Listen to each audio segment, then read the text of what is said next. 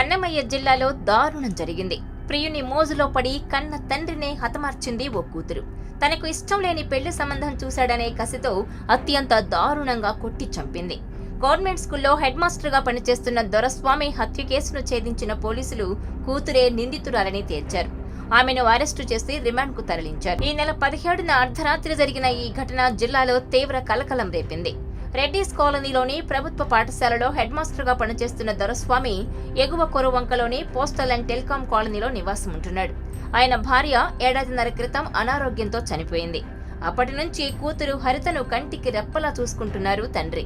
BSc, B Ed చదువుకున్న కూతురు ప్రేమలో పడిందన్న విషయం తెలుసుకొని అది ఇష్టం లేక ఆమెకు వేరే సంబంధం చూసి పెళ్లి చేయాలనుకున్నాడు.